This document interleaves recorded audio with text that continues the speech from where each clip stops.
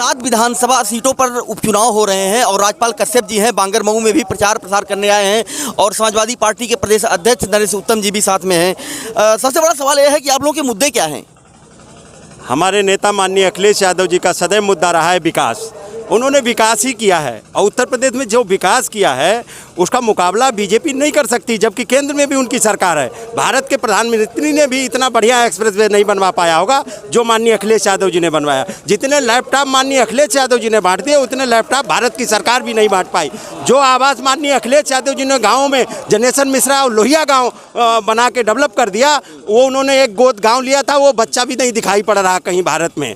हाँ, माननीय अखिलेश यादव जी के गाँव दिखाई पड़ रहे, जनेश्वर मिश्रा लोहिया गांव दिखाई पड़े, सड़कें दिखाई पड़ रही हैं। और इस बांगरमऊ में आप जिस सड़क पे खड़े हो जाना वहां पूछ लेना ये किसने बनवाई, तो निकल के आएगा माननीय अखिलेश यादव जी ने बनवाई।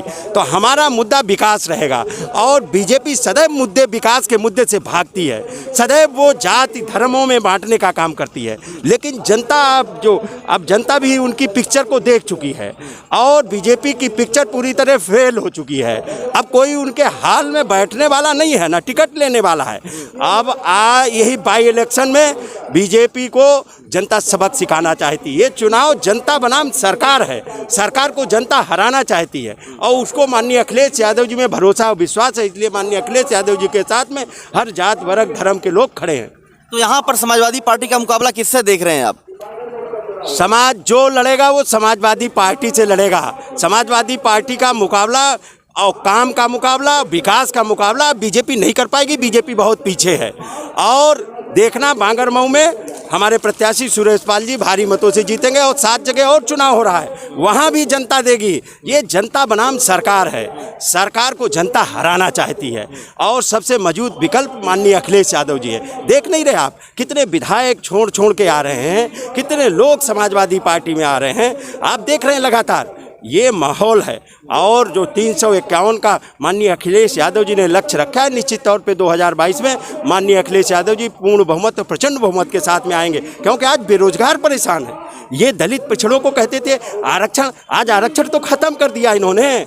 और किसान परेशान है, धान कितने रुपए में बिक रहा है आप गाँव में पूछ देखिए। अभी मैंने जनसभा में पूछा कितने में, 8-9 रुपए में, और सरकार कह रही है हम 18 रुपए में खरीदे। लेकिन राज्यपाल जी आप आरक्षण की बात कर रहे हैं, अभी गणित के राजकीय विद्यालयों में प्रोफेसर के पद आए थे, उसमें से 10 ओबीसी के और 2 एससी के पद वापस कर दिया आयोग ने। आयोग ने कहा है कि सुटेबल उम्मीदवार नहीं मिला है और आपकी पार्टी ने भी इस पर कोई वक्तव्य नहीं दिया। देखिए ये बीजेपी के सरकार में है, उनको उत्तर प्रदेश में सुटेबल कैंडिडेट नहीं लग रहे हैं। उनको मुख्यमंत्री जब बोल रहे हैं, उत्तर प्रदेश के योगी आदित्यनाथ जी बोल रहे हैं कि यहाँ योग्य उम्मीदवार नहीं है। अरे मुख्यमंत्री जी आप शर्म करो, इसी उत्तर प्रदेश ने आपको मुख्यमंत्री बनाया, उत्तराखंड के हो, आपको योग्य उम्मीदवार नहीं दिख रहे। इसीलिए तो आप ऐसा पीसीएस में पेपर सेट कराते हो कि सब दूसरे प्रदेशों के लोग भर्ती हो गए। आज 500 से ज़्यादा दूसरे प्रदेशों के लोग भर्ती हो गए और ये उत्तर प्रदेश विशाल प्रदेश जहाँ के डिग्री लिए लोग घूम रहे हैं। आप इंग्लिश मीडियम के लोगों के लिए पेपर सेट कराते दूसरे स्टेटों के लिए, और ये उत्तर प्रदेश है। इसी उत्तर प्रदेश से प्रधानमंत्री भी जिसको बनना होता उत्तर प्रदेश ही आना पड़ता है। अब इन्होंने जनता को अपमानित किया है। अगर उनको उत्तर प्रदेश इतना बुरा लग रहा, इतने लोग उत्तर प्रदेश के नौजवान उनको लग रहे हैं कि योग्य नहीं है, तो यही उत्तर प्रदेश देश में योगी आदित्यनाथ को जवाब देगा। यहीं की जनता देगी, नौजवान देंगे, किसान देंगे, अल्पसंख्यक देंगे, गरीब दलित पिछड़े शोषित वंचित देंगे। राज्यपाल जी एक बड़ा सवाल ये है कि राम मंदिर लेकर आए थे कि राम मंदिर बनेगा, सीए, एनआरसी और 370 ये मुद्दे इस उपचुनाव में प्रभावी क्यों नहीं है? और तमाम राजनीतिक विश्लेषकों को यह चिंता भी है कि हो सकता है आम चुनाव में ये मुद्दे उठें। क्या आपको भी ऐसा लगता है क्या? देखिए ये अब जनता इनके झूठ और भ्रम में नहीं फंसने वाली है। अब इनको मुद्दे पे घसीट के लाएगी। ये नौजवान खड़े हैं, कह रहे हैं हमारी नौकरी कहाँ है। 2 करोड़ नौकरी का वादा किया था। किसान पूछ रहा हमारे मूल्य, वाजिब मूल्य कहाँ मिल रहा है, वाजिब मूल्य कहाँ मिल रहा है। हाँ? तो ये सब चीज़ें हैं। गरीब परेशान, पिछड़े परेशान हैं। जो बरगलाया गया कि पिछड़ों को हम आरक्षण दे देंगे, हमारे कश्यप निषाद बिंद धीवर भाई मल्ला कहार प्रजापति, ये सब परेशान हैं। जो छोटी छोटी बिरादरियों कहते थे, यहाँ जब माननीय अखिलेश यादव जी मुख्यमंत्री थे तो कहते एक जात के लोग चला रहे हैं सरकार। आज कौन चला रहा? आज कहाँ प्रजापति का बेटा है, कहाँ न्यायी का बेटा है, कहाँ कश्यप का बेटा है, कहाँ निषाद का बेटा है डीएम कलेक्टर? आप बताएं। कहीं कुछ नहीं है, ये केवल भ्रम फैलाया गया था। अब जनता इनके झूठ को जान चुकी है और जनता इनसे बदला लेना चाहिए। राज्यपाल जी, आपने कहा है अभी कि रात में बूथ की रखवाली लोगों को करनी होगी, तो क्या आप डर गए हैं? क्या रात में रखवाली करनी पड़ेगी?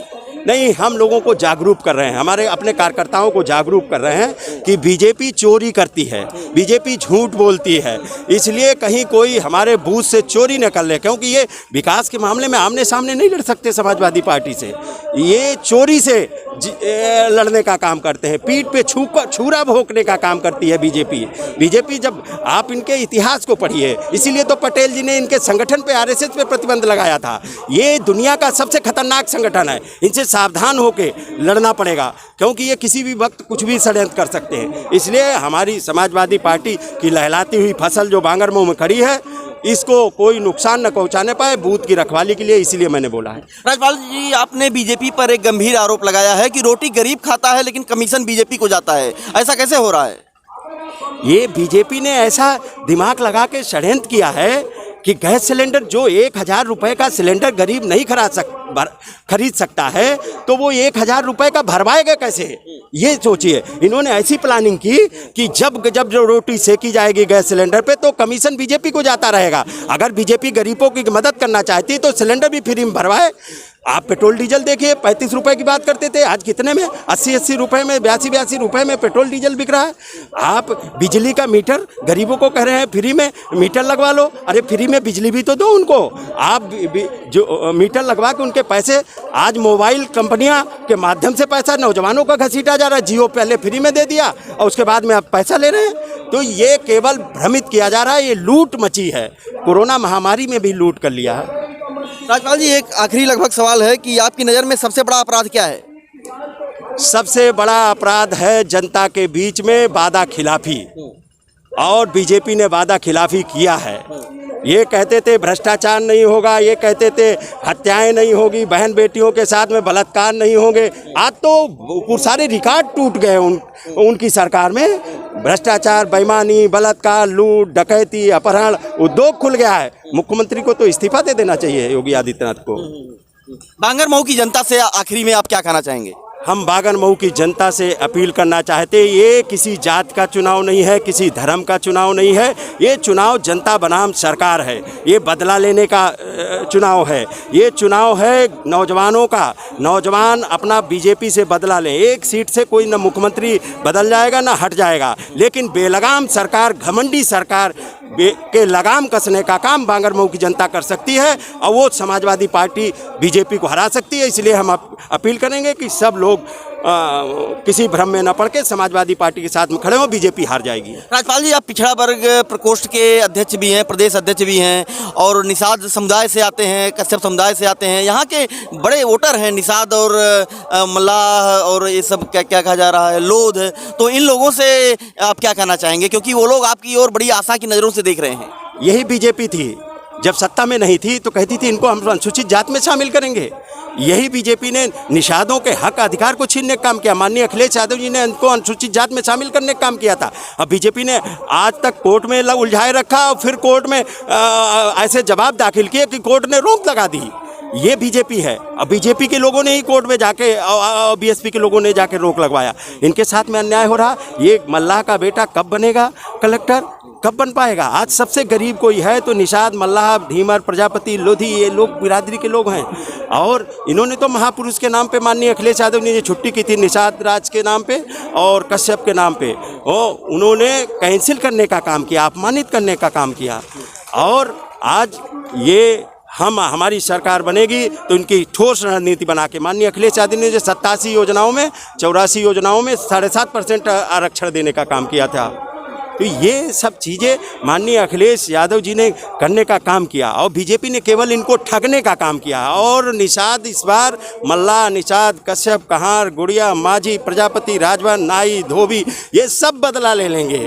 और इतने लोग चल दिए हैं अखिलेश यादव जी की तरफ। अब बीजेपी की हवा खराब। बीजेपी की क्या हैसियत है? बीजेपी वही 2012 में जो 5000 वोट पाती थी, 22 में इसी हैसियत पे ला देंगे, 5000 से ऊपर नहीं जाएंगे। लेकिन राज्यपाल जी, आप इतने नाम गिराए हैं 1 दर्जन जातियों के, इन लोगों के घर जब जीत जाएंगे तो जाएंगे, आप लोग जाते नहीं हैं।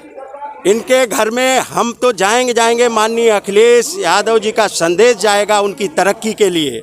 माननीय अखिलेश यादव जी ऐसी रणनीति और योजना बनाएंगे जिससे उनकी तरक्की होगी, उन जातियों को, उन समुदायों की तरक्की होगी। इसने तो केवल लूटने का काम किया, दलित, पिछड़े, शोषित, वंचितों का सबका वोट लिया, सबका साथ सबका विकास। इन्होंने साथ तो सबका ले लिया, विकास केवल एक जाति कर रहे हैं, विनाश सबका कर रहे हैं। राजपाल जी बहुत बहुत धन्यवाद। धन्यवाद। कैमरामैन नदीम के साथ फर्क इंडिया के लिए अखिलेश कृष्ण मोहन।